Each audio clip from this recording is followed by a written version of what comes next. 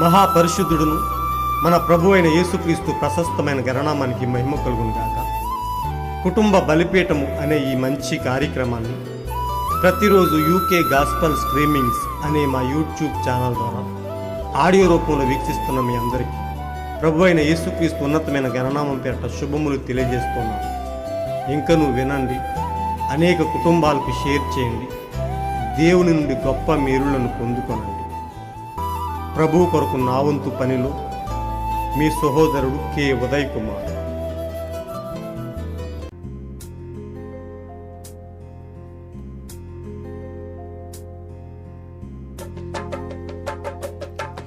ఒక మేఘం నన్ను ఆవరించింది,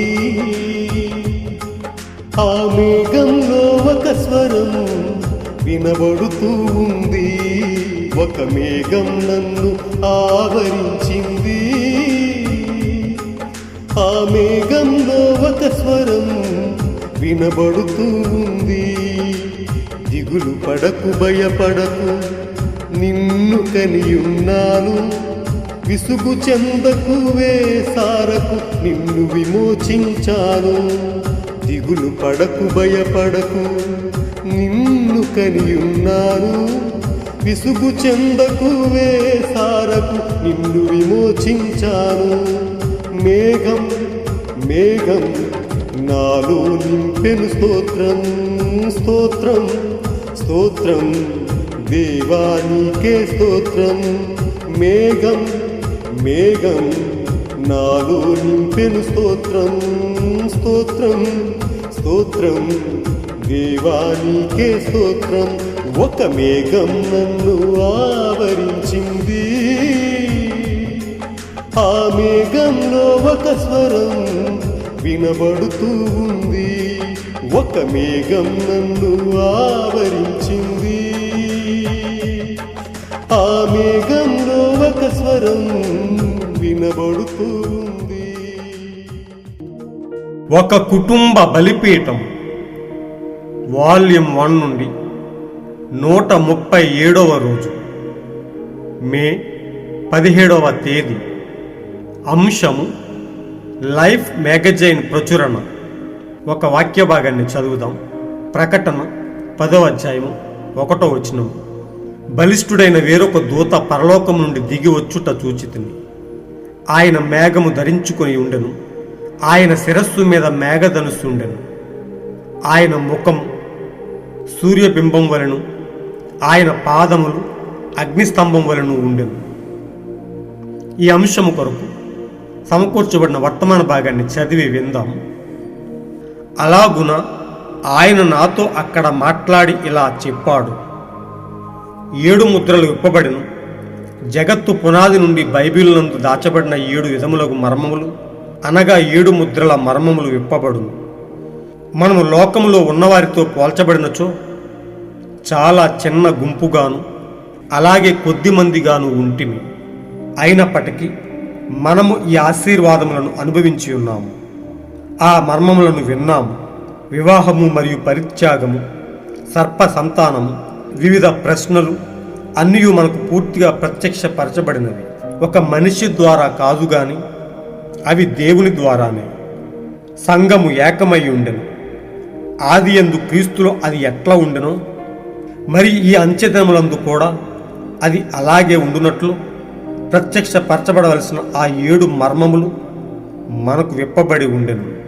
ఇది పైకి వెళ్ళుచుండగా అక్కడ బయట ఆ చిత్రపటము తగిలించబడినది.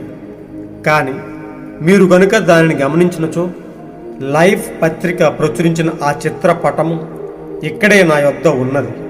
అది ఉండాల్సినంత రీతిలో. ఆ చిత్రపటం వైపు నా మాటలు వినుచున్న జనులు ఎన్నడైనా చూసారా అని నేను ఆశ్చర్యపడుచున్నాను. మీరు మరువవద్దు. ఈ దర్శనం వచ్చినప్పుడు నేను ప్రకటన గ్రంథం అనే అంశం మీద బోధించుచున్నాను. ప్రకటన 1వ అధ్యాయంలో యేసును పాతకాలపు న్యాయాధిపతి వలె ఉండుట చూశాను. 7 ముద్రలు లేదా 7 సంఘకాలములను 7 ముద్రలకు కొద్ది ముందుగా మనము తెరవ ప్రారంభించగా క్రీస్తు అక్కడ ఉన్నివలే ఉన్న తెల్లని జుట్టుతో నిలబడి ఉండెను. ఆ ప్రాచీన ఆంగ్లేయ న్యాయాధిపతులు, పాతకాలపు న్యాయ నిర్ణేతలు ఆ బల్ల యొద్దకు ప్రమాణం చేయుటకు వారు వెళ్ళినప్పుడు వారికి మహోన్నత అధికారం ఇయ్యబడినని మీకు వివరించాను. వారు తెల్లని విగ్గు ధరించెడి వారు మహోన్నత అధికారము చూపించుటకు తలపై ధరించెడివారు. ఈ విధముగా మీరు ఈ చిత్రపటమును తిప్పినచో అది క్రీస్తుగా మీకు కనిపించును. బహుశా దానిని మీరు జనములో నుండి చూడగలరు. ఉండాల్సిన పరిపూర్ణముగా ఆయన కన్నులు ఇటువైపు చూచుట మీకు కనబడును. భూమి ఆకాశములకు న్యాయాధిపతిగా మహోన్నత దైవత్వం యొక్క తెల్లని విగ్గును ఆయన శిరస్సు మీద ధరించెను. ఆయన కళ్ళు, ముక్కు, నోరు మీరు చూడగలుగుచున్నారా? ఈ వైపునకు ఆ పటమును త్రిప్పండి, అది అలాగునే ఉండాల్సి ఉన్నది. అలాగే వారు దానిని చిత్రించిరి. మీరు అది చూడగలుగుచున్నారా? ఆయన సర్వోన్నతపు న్యాయాధిపతి. ఆయన తప్ప మరెవరూ లేరు. ఈ వర్తమానము సత్యమని ఒక బయలుపాటు, మరల అది పరిపూర్ణ గుర్తింపు. అది నిజం. ఆయనను మూడో వ్యక్తిగా చేయుట కాదు గాని ఆయన ఒకే ఒక వ్యక్తి. తెల్లని దానిని చూడండి, మీరు నల్లనిది చూచుచున్నారు. ఆయన ముఖము, ఆయన గడ్డము, ఆయన నేత్రములు గమనించండి. ఆయన చూచుచున్నాడు. ఆయన చూచుచున్న ఆ కుడి చేతి వైపునకు ప్రకాశించుచున్న ఆ వెలుగు ఆ నుండి వచ్చినది. శిలువ మీద ఆయన కుడివైపునకే చూచి పాపిని రక్షించెను. ఆయన పునరుద్ధాన వెలుగులో ఇంకా ఆయన నామములో మనము వెళ్ళుచున్నాము. నిస్సందేహముగా అసాధారణమైన ఈ కార్యమును గురించి చెప్పుటకు నేను అధిక సమయమును కలిగి ఉంటుంది. కావున ఈ ఉదయమున నేను దాని గురించి మాట్లాడగోరుచున్నాను. క్రీస్తు మొదటి రాకడను చాటించుటకు ముందుగా బాప్తిస్మమిచ్చు యోహానును పంపినట్లుగా నీ యొక్క వర్తమానము రెండవ రాకడకు ముందుగా ఉండును అని జెఫర్సన్ విలులో ఆ వెలుగు వచ్చి ఆ నది యొద్ద చెప్పినప్పటి నుండి ఈ సంఘములో గత 30 లేక 35 సంవత్సరాల నుండి నిస్సందేహముగా అది రుజువగుచున్నది. ఈ ఉదయకాలమున ఆ సంభవములను గూర్చి చెప్పుటకు నేను సమయమును తీసుకొనగోరుచున్నాను. మనమిప్పుడు కాలం యొక్క ముగింపులో ఉన్నాము. ఇది సూర్యోదయం అనే గొప్ప వర్తమాన భాగము నుండి సేకరింపబడిన ఉన్నతమైన అంశం. కుటుంబ బలిపీఠము నుండి దేవుడు మనలను ప్రేమించి ఈ రోజు కొరకు ఈ ఉన్నతమైన అంశాన్ని మనకు ఇచ్చే ఈ అంశము ద్వారా మన విశ్వాస జీవితాలను ఆశీర్వదించాలని, మనలో గొప్ప విశ్వాసాన్ని నింపాలని, మనలో తొణికిసలాడని విశ్వాసాన్ని నింపి మనము ఇంకను ఆయనలో ఉన్నతముగా జీవించాలని ఆయన మన పట్ల ఎంతో ఆశను కలిగి ఉన్నాడు. ఈ గడియ కొరకు పంపబడిన గొప్ప వర్తమానంలోని సత్యాలను మనకు ప్రత్యక్షపరిచి, మనకు బయలుపరిచి, మనము ఎవరి చేత మోసపుచ్చబడకున్నట్లు మనలను ఆయన పరిశుద్ధాత్మతో ముద్రించి, మనలను ఆయన తనతో నిలుపుకున్న విధానాన్ని బట్టి, ఆయనలో నడిపించుకుంటున్న విధానాన్ని బట్టి ఆయన ఉన్నతమైన నామానికి మహిమ కలుగునుగాక. చదవబడిన ఈ అంశము మన విశ్వాస జీవితాల్లో ఇంకను ఆత్మీయతను పెంచి మనం ఆయనలో యథార్థముగా జీవించుదుముగాక. God bless you all. ఈరోజు మీరు చదవలసిన అనుదిన వాక్యపట్నము 1వ దినవృత్తాంతములు 1, 2, 3 అధ్యాయములు. మహాపరిశుద్ధుడును మన ప్రభు అయిన యేసుక్రీస్తు ప్రశస్తమైన గణనామానికి మహిమ కలుగునుగాక. మహా ఉన్నతుడయుండి సార్వభౌమ అధికారాన్ని కలిగి సర్వోన్నతమైన న్యాయాధిపతిగా ఉన్న మన యేసయ్యకు మనము 2 చేతులు పైకెత్తి ఆయన ఉన్నతమైన నామాన్ని మహిమపరుద్దాం. ప్రియ సోదరి సోదరులారా, ప్రియ దేవుని బిడ్డలారా, దేవుడు మనలను ప్రేమించి మనకు ఎన్నో ఉన్నతమైన విషయాలను బయలుపరుస్తూ మనము తప్పిపోకుండా ఉండునట్లు మనకు గొప్ప ప్రత్యక్షతను అనుగ్రహించి మనలను ఆయనలో నిలుపుకుంటూ ఉన్నాడు. జగత్తు పునాది వేయబడక ముందే ఏ యోగ్యత అర్హత లేని మనలను ప్రేమించి ఆయన సంకల్పంలో మనలను ఏర్పరచుకుని ఆయన తన నీతిల రాజ్యముగా మనలను ఉండుటకు, తన వారసులుగా ఉండుటకు ఆయన మనలను సిద్ధపరచుకున్న విధానాన్ని బట్టి మనం ఎంతో ధన్యులమై ఉన్నాం. మనం గొప్పవారమని కాదు కానీ మనం అల్పులమని, అందరి చేత తృణీకరింపబడిన వారమని ఆయన మనలను ఎన్నుకున్నాడు. ప్రియ సోదరి సోదరులారా, ప్రియ స్నేహితులారా, అందును బట్టి మనము ఆయన కృప పొందిన ప్రజలమై ఉన్నాము. ఆయన చేత ఎన్నుకోబడిన ప్రజలమై ఉన్నాము. కోట్లాది జనులలో ఆయన మనలను గుర్తించాడు. కేవలం కృపచేతనే ప్రియ సోదరులారా.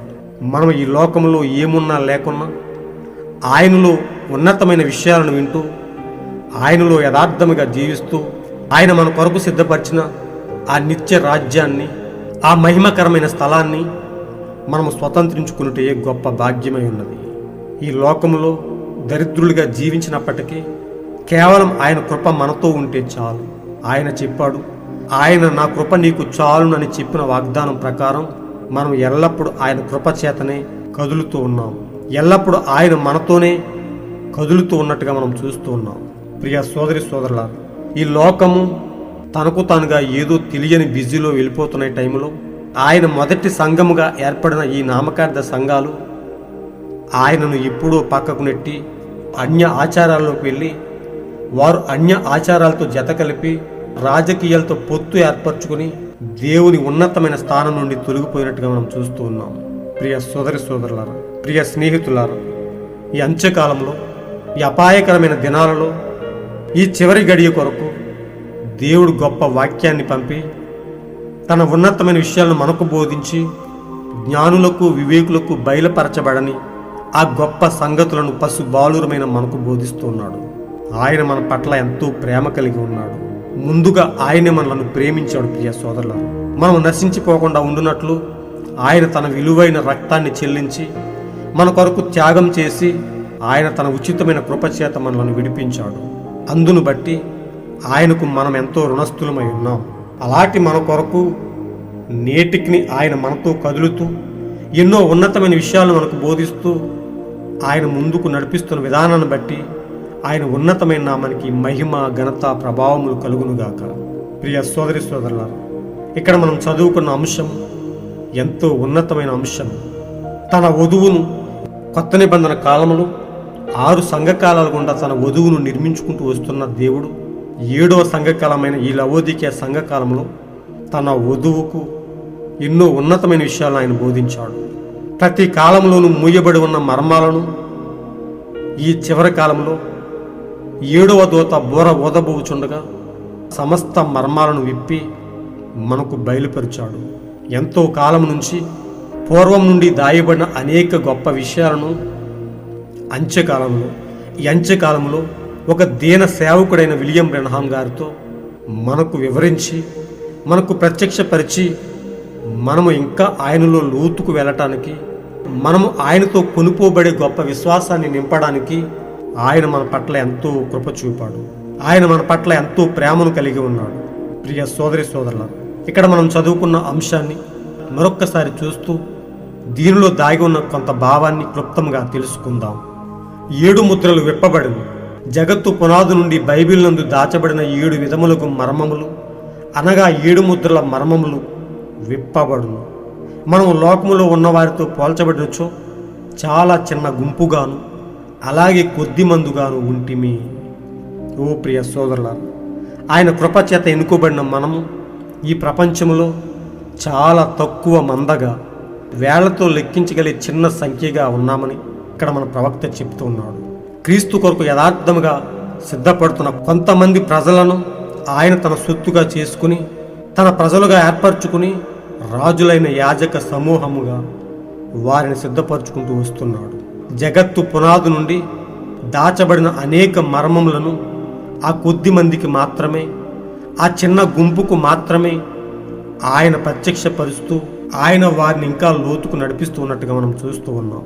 అనేక కాలాల గుండా తన వధువును సిద్ధపరచుకుంటూ వచ్చినప్పటికీ చివరి కాలమైన ఈ కాలంలో దాచబడిన అనేక విషయాలను మనకు వివరించాడు. ప్రియ సోదరులారా, వివాహము, పరిత్యాగము, సర్ప సంతానము, వివిధ ప్రశ్నలు మరియు పూర్తిగా ప్రత్యక్షపరచబడినవి. ఒక మనిషి ద్వారా కాదు, కేవలం దేవుని ఆత్మ ద్వారానే అవి మనకు వివరించబడినట్టుగా మనం చూస్తూ ఉన్నాం. అవి మనకు విలియం బ్రెన్హాం చెప్పలేదు, కానీ విలియం బ్రెన్హాంకు ఆ 7 దూతల రెక్కల ఆరోహణం ద్వారా దేవుడు ఆయనతో మాట్లాడి తన సంఘానికి ఏ వర్తమానం పంపాలో, ఏ విషయాలను బయలుపరచాలో తెలియపరిచి అమూల్యమైన విషయాలను ఆయనకి ఇచ్చినట్టుగా మనం చూస్తూ ఉన్నాం. ప్రియ సోదరి సోదరులారా, అలాంటి గొప్ప విషయాలను మనం వినటానికి, గొప్ప ప్రత్యక్షతను పొందుకోవడానికి, మనం తప్పిపోకుండా క్రీస్తులో జీవించడానికి మనకు ఎంతగానో ఆ వాక్యము సహాయపడినట్టుగా మనం చూస్తూ ఉన్నాం. ఈ లోకంలోనికి సర్ప సంతానం ఎలా వచ్చింది? వివాహము పరిత్యాగము అనగా సంఘము క్రీస్తు నుండి వేరే అన్య ఆచారాలతో జతకలిపి క్రీస్తు నుండి దూరమై ఎలా వేరుగా జీవిస్తుంది అనే విషయాలు తెలుసుకోవడానికి, అలాంటి స్థితిలో అన్య వధువు అయిన మనలను తన కృప ద్వారా ఎన్నుకొని అనేక విషయాలను మనకు బోధించుకుంటూ వస్తున్నాడు. ప్రియ సోదరి సోదరులారా, ఒక మనిషి ద్వారా కాదు కానీ దేవుని ద్వారానే మనకు అనేకమైన గొప్ప సంగతులను బోధించుకుంటూ వస్తున్నాడు. సంఘము ఏకమై ఉండెను, ఆది యందు క్రీస్తులో అది ఎట్లు ఉండెను, మరి ఈ అంచెదినములందు కూడా అది అలాగే ఉండునట్లు ప్రత్యక్షపరచబడవలసిన ఆ 7 మర్మములు మనకు విప్పబడి ఉండెను. ప్రియ సోదరులారా, ఆది కాలంలో దేవుడు నాటిన ఆ సంఘము ఎలా ఉన్నదో తిరిగి మనం అదే స్థితికి వెళ్ళటానికి, సంఘములో ఆయన కోరిన స్వచ్ఛమైన ప్రేమ, ఉన్నతమైన స్థితిలో మనం ఉండటానికి దేవుడు మన కొరకు ఎంతో కృపను చూపి పిల్లలమైన మన హృదయాలను ఆది అపోస్తులైన తండ్రుల వైపు తిప్పడానికి ఈ కాలానికి గొప్ప ప్రవక్తను పంపాడు. ప్రియ సోదరి సోదరులారా, యేసుక్రీస్తు యొక్క మొదటి రాకడకు ముందు బాప్తిస్మమిచ్చు యోహాను ఎలా అయితే వచ్చి ఆయనకు మార్గం సరళం చేశాడో, ఆయన రెండవ రాకడకు మునుపు ఈ దీన సేవకుడిని ఆయన పంపి ఆయన రెండవ రాకడకు మార్గం సరళం చేస్తున్నట్టుగా మనం చూస్తున్నాం. ప్రియ సోదరులారా, ఆ మార్గం సరళం చేయటానికి, తన వధువును ఆయన కొరకు సిద్ధపరచడానికి గొప్ప వర్తమానాన్ని ఆయన అందించినట్టుగా మనం చూస్తూ ఉన్నాం.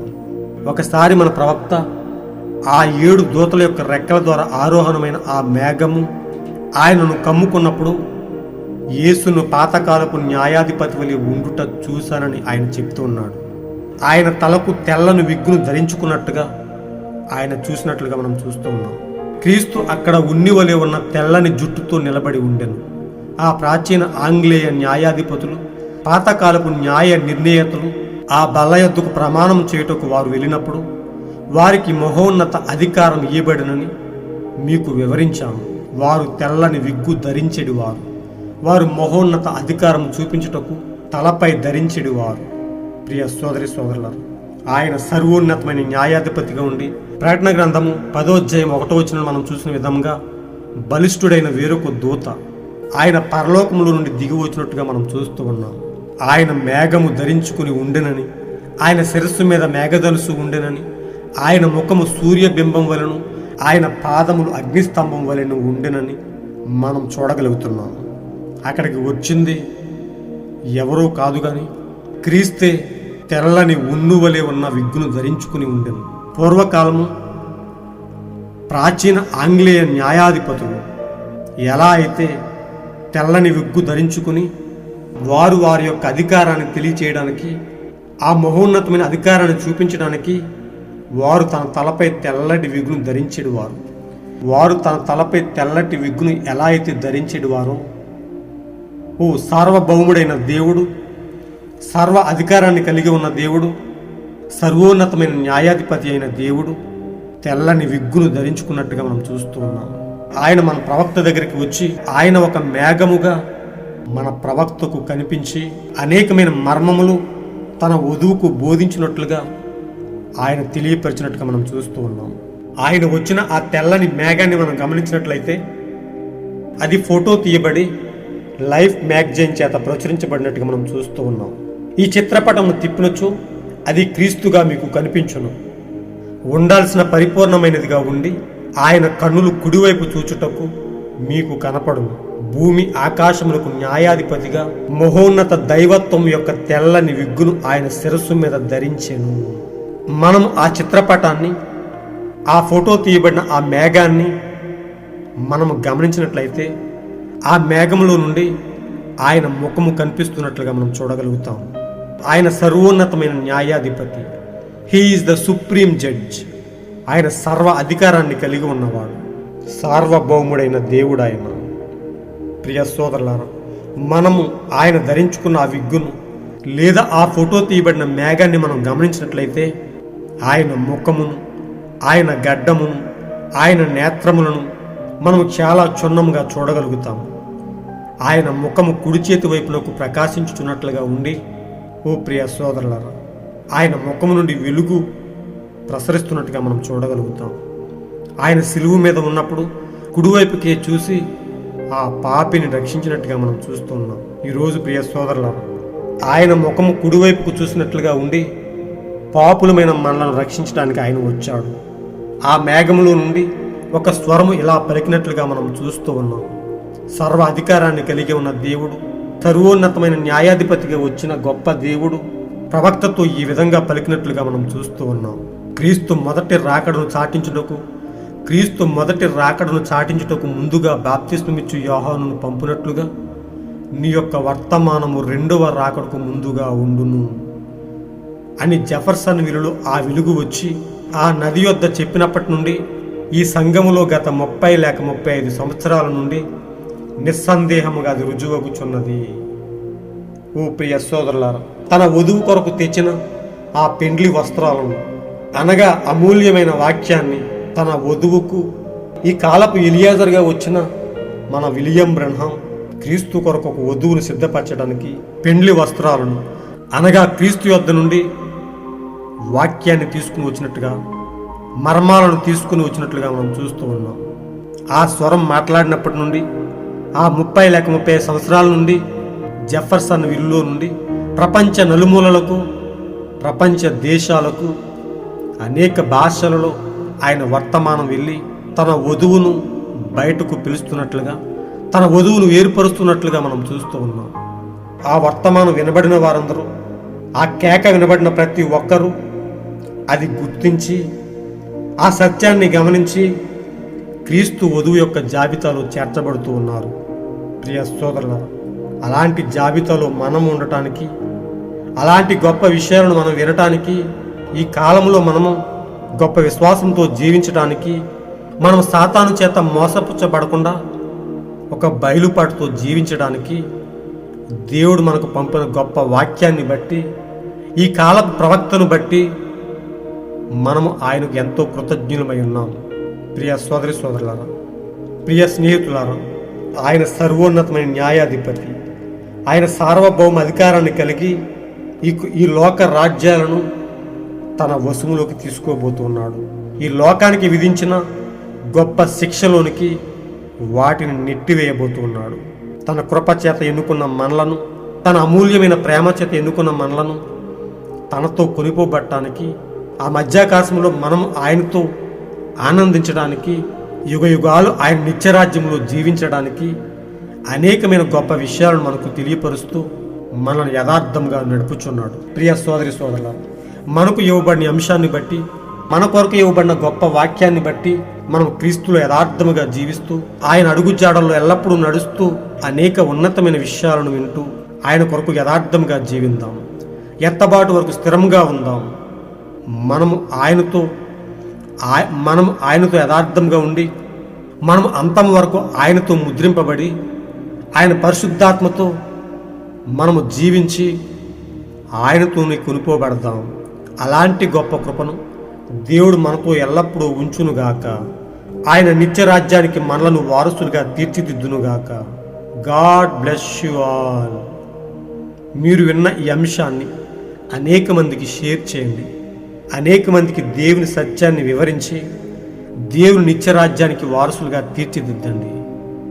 దేవుని యొక్క శాంతి, సమాధానం, ఆయన నిత్యమైన కృప మీ కుటుంబాల్లో ఎల్లప్పుడూ నిండుగా ఉండి మిమ్ములను ఆశీర్వదించునుగాక. షాలోమ్. బ్రహ్మంతో మాట్లాడినది ఆ మేఘం, బ్రహ్మములో నివసించినది ఆ మేఘం.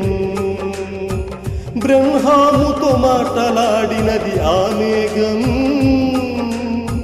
బ్రహ్మములో నివసించినది ఆ మేఘం. ఏడవ దూతగా పంపినది తన చివరి వధువును చేరినది. ఏడవ దూతగా పంపినది తన చివరి వధువును చేరినది. మేఘం మేఘం నాలో నింపెను స్తోత్రం స్తోత్రం స్తోత్రం దేవానికే స్తోత్రం మేఘం మేఘం నాలో నింపెను స్తోత్రం స్తోత్రం స్తోత్రం దేవానికే స్తోత్రం ఒక మేఘం నన్ను ఆవరించింది ఆ మేఘంలో ఒక స్వరం వినబడుతూ ఉంది ఒక మేఘం నన్ను ఆవరించింది ఆ మేఘంలో ఒక స్వరం వినబడుతూ ఉంది దిగులు పడకు భయపడకు నిన్ను కనియున్నాను విసుగు చెందకు వేసారకు నిన్ను విమోచించాను దిగులు పడకు భయపడకు నిన్ను కనియున్నాను విసుగు చెందకు వేసారకు నిన్ను విమోచించాను మేఘం మేఘం నాలో నింపెను స్తోత్రం స్తోత్రం స్తోత్రం దేవానికే స్తోత్రం మేఘం మేఘం నాలో నింపెను స్తోత్రం స్తోత్రం స్తోత్రం దేవానికే స్తోత్రం దేవానికే స్తోత్రం దేవానికే స్తోత్రం దేవానికే స్తోత్రం